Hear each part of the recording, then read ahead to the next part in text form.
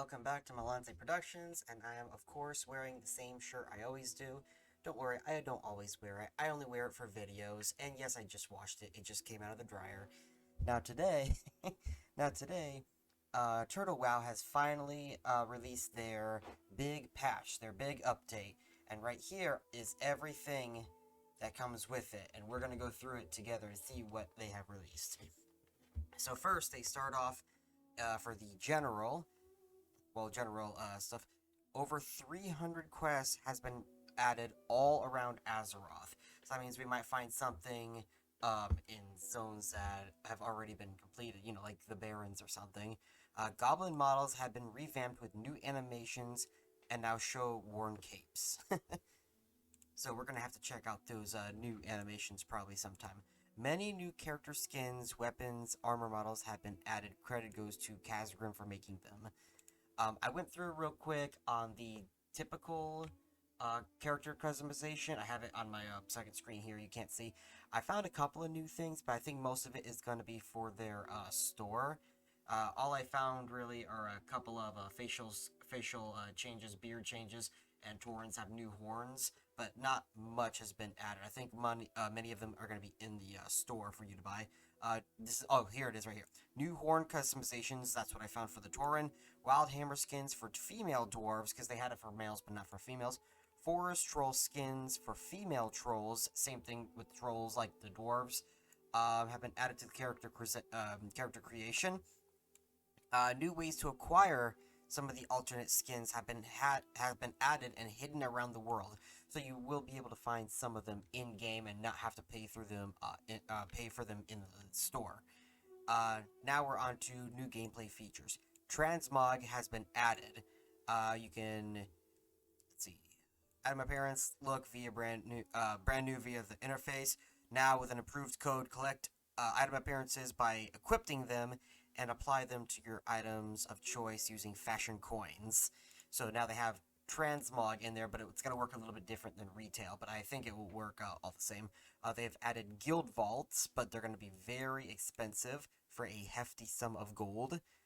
Client interface improvements. You can now have the battleground finder near your minimap. Game tips have been added and old ones have been updated. World maps have been updated to reflect the new locations. Also added maps for Hyjal, Gilligjim, and Lapidus. A title section has been added to the top of your character page. This can also be used to hide your title. Quest log has been modified to have a bigger layout, which allows you to watch all quests at the same time. Ooh, that sounds pretty good. You can now add your non-combat companions and mounts to companions and mounts tab in your spellbook. Okay, that's pretty cool. It won't take up space in your inventory. I don't really mind that. I'm an old school player, so that doesn't really bother me, but I mean, that's not a change I'm going to cry over. Adjusted a flight path to avoid crashing into a Manialor building. That's cool. Inspecting now also shows the talents of the target player. You can now use alternate client. You can now use a alternate client for a bigger field of view. FOV on preference. Fixed player goblin portrait facing the wrong way. Spells can now be linked in chat akin to linking items. Okay, that's pretty cool. But can we link quests? Because we still can't do that in normal vanilla WoW. You've never been able to do that. There are add-ons that allow you to do that, and updated servers, and I think Classic let you do that too. But on this server, you still can't link quests. Let's see. Experience can now be toggled on and off by right-clicking your character portrait. The glyph of twinking is now obsolete due to client-side integration. Okay, so now you can just twink without having to go see somebody or gather a certain item. You can just right-click your portrait and turn off experience gain if you want to twink out. So far as I've known, no one is twinking on this server because everyone's at level 60. Not a lot of people like at 19 or 29 or anything. But I mean, that's nice to have if somebody wants to do that. New race and class combination. You got Dwarf Mage and Undead Hunter. New transport. So this is actually pretty cool. With a heavy heart, we have to announce that the Wormhole and Ardent Watch teleports have been discontinued. We believe that exploration and traveling is a crucial part of the game and shouldn't be undermined as often as we did in the past. See below to the additions that we've made. Alright, so we have a new boat going from Stormwind Harbor to Aberdeen for the Alliance. A new boat for the Horde going from Sparkwater to Reventusk. For the Horde, you have a new Zeppelin going from Orgrimmar to Thunderbluff, which that I think was added in Cataclysm. So it's now going to be here, which is, that's fine. You don't have to make the Barons run. I wish this came out before I made the Barons run on my hardcore player, but luckily I lived through that. A new Zeppelin, Orgrimmar to Kargath. Oh, that's going to be a very big quality of life change. Now you don't have to make the, Loch Modan run, where you have to run all the way through to the Badlands. Or if you come the other direction. I always came the other direction because going north was very hard. If you went south, all the way through Thandlespan and through the wetlands, that's how I would do it usually. You have a new flight path to Dun Agrath for the Alliance. You unlock it by discovering Menthil Harbor. A new flight path for the Alliance from Ironforge Airfield by discovering Ironforge. A new path for the Alliance to Kalen's Rest. I think that's on the new island of... it's one of the new islands. I don't know which one it was, though. By discovering Booty Bay. For the Horde, Mashog Refuge, which is the Horde's on one of the islands that came out, unlocked by discovering Booty Bay. And a new flight path to Alathalas for the Alliance. Alright, next we have new locations. Delve into the mysteries of Gilgajim and Island of Dr. Lapidus and their surrounding islands. So there might be little baby islands around that might have some hidden things. Who knows? A new level 48 to 58, 53 leveling zone. 48 to 53 leveling zone. Reconnect with the remnants of the Kulturist fleet in Kalen's Rest and the Horde-affiliated ogres of Malog Retreat and neutral tribes of the Hazuri Primalists. Okay, venture into the Tirisfal Uplands. I think that's what I'm going to do next because this is the perfect level because that's where I am right now on my Horde player. On my normal mode Hunter. So, Forsaken have mobilized into the western parts of Tirisfal Glades. Threats are looming at every corner. This new zone is level 14 to 20 with the new town of Glenshire. The Lordaeron remnants might be willing to accept help from the Alliance adventurers that somehow find their way there. So there will be questing for Alliance there too if they manage to find their way there. The Timeways are in peril once again. The Bronze Dragonflight requires aid of mortals in stopping the Infinite Dragonflight and their plans of altering the timelines. The Caverns of Time is now open and serve as a hub accessing dungeons within. You can also spend corrupted sand you've acquired in your adventures here for various wars. Okay, so I think they were going to do Black Morass, but they were going to change it. It wasn't going to be the normal one that we're used to. So I don't know if they're going to release any other dungeons beside that one, but I haven't seen anything that says so. Revel into industry of Sparkwater Port, the town of Durotar Trade Union that never truly sleeps. This town has quests in all level ranges. Okay, that's pretty cool. So it's kind of like a go whether you're a peasant or a warrior and you can find some work to do. I kind of like that. I really like towns that have levels, quests of all levels to do. Including quests for Nomergan in the Dead Mines. So they'll give you quests for Nomergan in Dead Mines if you're a Horde player. Also, try not to get scammed. Haha. This one just says Rane Thalas. I guess that's a new elf zone. The Scarlet Enclave, which is probably going to be somewhere in Tirisfal. I know they were making a new, Scarlet Raid, so maybe that's, the area near the Scarlet Citadel, I think is what they were going to call it. I think that's going to be the area where it's going to be. Oh, it's right here, look. New attunement quest line for the future of Scarlet Citadel Raid. Sally Whitemane is dead. Confused, scattered, and even in some panic, Scarlet fanatics are laying low. Many died in the attempts to continue their struggles, but without a strong command, leading their effort has failed. However, week by week, Scarlets reinstated their structure, and scouting groups were mercilessly murdering every non-human being. Started to succeed in their crazy mission. Looks like a new leader of the Scarlet has ambitions has ambitions protruding further than just the instinct of the other races in Azeroth. Multiple human settlements have been reporting strangers appearing in their towns, speaking to the young and trying to spread their influence over their minds. Okay, so this is gonna be like a new Scarlet storyline, which is actually pretty cool. I like how they're expanding upon that. It needed to be expanded upon heavily. Stormwind Harbor is a new zone, a hotspot for exports all around Azeroth. Also added a new Zeppelin tower outside of Orgrimmar. I think that's for the Zeppelin to Kargath, because I don't really know where that Zeppelin would go, so that's probably what that one is for. Ice Point Rock, a remote glacier close to a frozen wasteland. Good luck exploring. I have no idea where that would be. Because Olive, Gilligajim, and Lapidus are off the shore of Stranglethorn Vale, so that's tropical climate. So where would be cold? Ice Point Rock. I don't know where that would be, but, I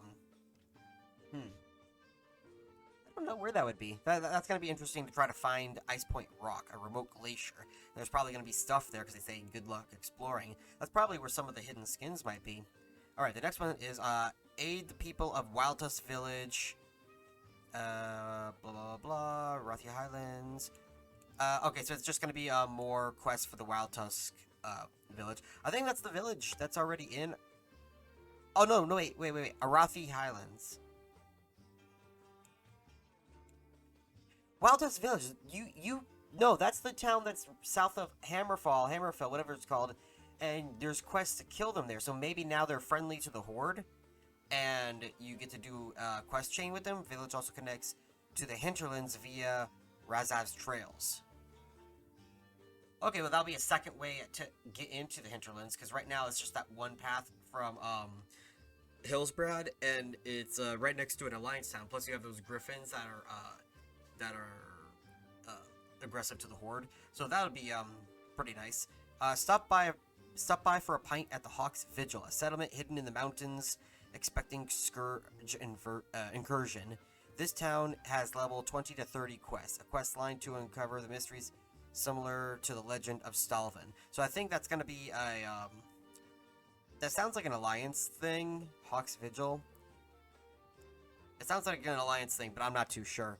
Stay a while and listen in Dun Agrath, so that sounds like a Dwarven, so alliance. Oh yeah, right here. Dwarven village at the doorstep of Hawk's Vigil. Okay, so Dwarven at Hawk's Vigil. So that's both alliance.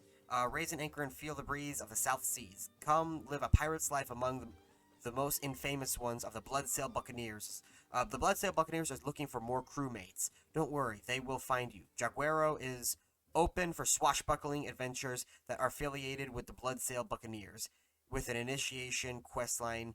Oh man, that sounds amazing. I've always wanted to join the Bloodsail Buccaneers.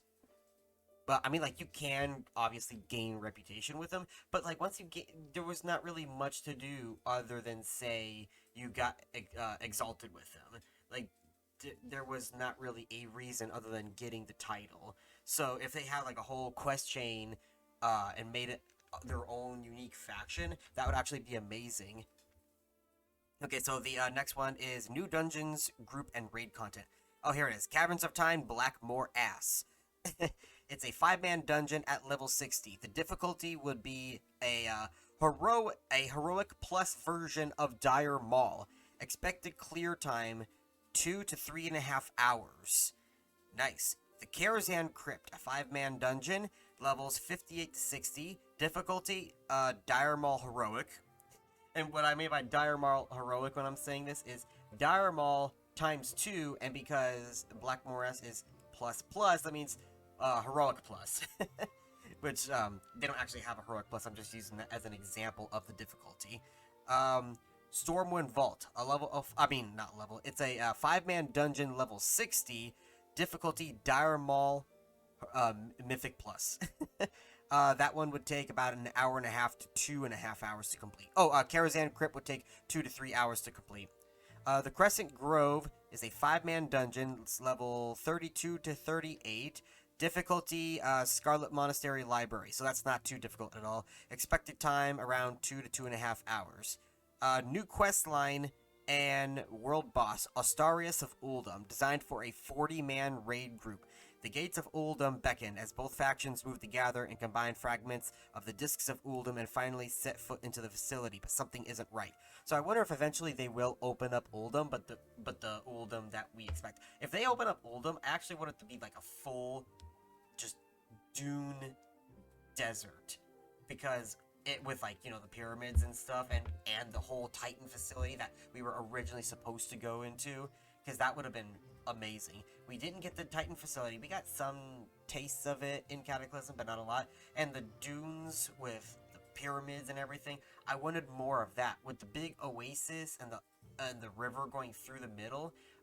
There was a lot more green than I would want. It would have been okay to have like a small oasis, but it's just through the entire middle of the zone, so I felt it was too green for like an Egyptian themed zone. So I would love if they expanded upon that and made it like really cool. New World Voss, Concavius, designed for a raid group of 20 plus men. Trouble is afoot in the Shadowbreak Ravine. The Twilight Hammer has found... Shadowbreak Ravine? Where the hell is that? The Twilight Hammer has found that interference of the Burning Legion's mortal lackeys is threatening the plans of their Dark Masters. They have summoned the powerful Concavius, a Void Walker from the Dark Beyond, turning it against their enemies. Nice. Let's see. Evil lurks within the shadows, and great enemies reveal themselves to the world. There are many new rare bosses lurking in level 40 plus zones, designed for 5 to 10 men. So there's going to be a lot of mini bosses around the zone, so that's pretty cool. And there is no cow level. Oh gosh, we have a lot of stuff still left to go. Let's keep going. New battleground, Sunny. Oh, a no battleground. Awesome. Sunny Glade Valley. Sunny Glade Valley represents one of the largest clashes between the forces of the Old Kingdom of Azeroth and the Horde during the First War. It is a 10 versus 10 domination battleground with a focus uncovering the mystery of the shifting time through the exploration of the nearby woodlands, as well as local mines to gather clues. Here you will be acting on behest of the Guardian of the Timeways, the Bronze Dragon Pharaoh Dormu. Pharaoh's Dormu, as an agent of the flight for their attempts to uncover of the ongoing crisis threatening to alter the very fabric of history and the entire modern world. Okay. Earn reputation for Steamwhittle Blood Ring by doing matches and proving your worth in the Bloody Sands. Rewards included. Cross-faction teams for specific battlegrounds will be available. That's cool. For specific battlegrounds. I wonder what that would mean. Well, I mean, really, all you have to do is label one red team and one blue team, or even in some arenas, gold and green, is it? Just do that, because on smaller servers, it's much better to cross-faction. That way, when there's too much Alliance and too much Horde, then you won't have those exaggerated wait times and stuff. And just because the Alliance have more than the Horde doesn't mean the Alliance is better. Moonguard can prove that. Anything PvP related, Horde dominates, even though they're like 10% of the population. But that's still like, it's more time, time to wait. So being able to cross faction will help with wait times. And again, you just have to label somebody, green team, gold team, red team, blue team. It doesn't really matter what faction you're on, because in the end, a one-time playthrough is for the lore, but then once you're doing it for the 100th, millionth time, 10 expansions later, I just knocked over a bottle, then, it doesn't really matter anymore. You're just doing it for the mechanics, not for the lore. Okay, losers of specific battlegrounds will now be rewarded accordingly to incentivize battlegrounds, okay? Specific battlegrounds will now reward experience under normal conditions. Okay, cool, so you can actually level up purely through PvP if you wish to. That's pretty cool. Roleplay decay and requirements for specific PvP ranks will now be dynamically scaled depending on gathered data, work in progress. Okay? Zone revamps. Azshara has been revamped. Aid the betrayal of the Naga Rethras Sanctum. Help the Horde establish the remote outposts of Bloodfist Point and the domes of Flaxwhisker Front. Also added some new quests to Valormock. Oh, thank God. The Shara is so bad. It is such a bad zone. There's like 3 quests, and that's it. Swamp of Sorrows. Swamp of Sorrows has been. For some reason when I read that, I was thinking like Dustwallow Marsh. I'm like, wait a minute. No, Swamp of Sorrows has been revamped. Harborage and Stonard have been expanded upon with new quests and old quests tweaked. I actually didn't have too much of an issue with Swampasauro's quest, but I'm interested to see what they would do next. However, I'm not near the level to even try that yet. Also added Sorrowgord Keep, a new Alliance questing hub. Well, then they better add some more horde hubs to Alliance populated zones. God damn, that's like our zone. Actually, no. Think Alliance had some quests they could do in Swamp of Sorrows, but it was mostly a Horde zone. Alliance mostly had Blasted Lands. Horde had some quests, but it was mostly Alliance based with their hub there. So add more Horde stuff to Blasted Lands. Do it. Amadia lore has been expanded with more buildings, a pen for warbears, and an outlook facing the sea. This outpost is livelier than ever. I have not been to Amadia lore yet. I think that's the High Elf city. I need to make a High Elf just to explore that city, because I haven't done that yet. Same thing with the Goblins. I haven't been to the... I've seen somebody play the Goblin in the starting zone, but I haven't actually seen it for myself yet. Let's see. New factions. The Wardens of Time for the Bronze Dragonflight. Steam Weedle Blood Ring. Stone Maul tribe, which are ogres led by Rexar. They have already been in the lore, and I believe they are in the lore with the Horde already, but they were never like... You never really could be a faction with them or play as them, which we should have been able to long time ago. The Kultiran exploratory fleet, remnants of Admiral Dalen Pradmore's exploratory fleet. Okay, the Keepers of Outerend. These stalwart servants have kept the relic of Outerend safe for a dozen millennia with the coming darkness. They now see to guide mortals to the fight for Azeroth. What the heck is Outerend? Huh. Morogai, this faction of Draenei. Okay, so they're adding Draenei from across the Dark Portal is trying to make a new home in the Swamps of Sorrow. So I wonder that's probably what the new Alliance questing hub is. So you know the what they're called, the Forgotten or Broken? No, I think Broken is what Akama is, and then it's... Oh god, I can't remember for the life of me. But they are Draenei. So if Draenei came from across the Dark Portal, there's probably a quest line with them and the oh my god, I can't remember what they're called right now. But those guys in Swamp of Sorrows, because that's where they originally were in Vanilla WoW. That and in Blasted Lands. So that'd be cool. New music added to all of the new zones listed here. New Goblin Male voice acting, and I'm guessing Goblin males have various error lines. I actually thought I noticed that already. And then it says, thanks to Charles for voicing them. And then new voice acting for, I think these are all of the people that now have voice acting. So that's pretty good. Items. Many new crafted items, world drops, epics, and even some high-level dungeon drops have been adjusted to bring their power level similar to items to make them more worthwhile to use. Okay, that's pretty cool. Over 200 items have been added all around Azeroth. That's awesome. Meditation and haste have been added as stats. So, so we already know what haste is, but meditation is new. Meditation allows you to regenerate mana 5% of the rate you would out of combat, like how it works with priest and druid talents, with similar amounts that stacks. As an example, Green Dragon Mail has been updated to add 5% meditation with every piece, for 30% with all pieces combined. This effect scales with Spirit.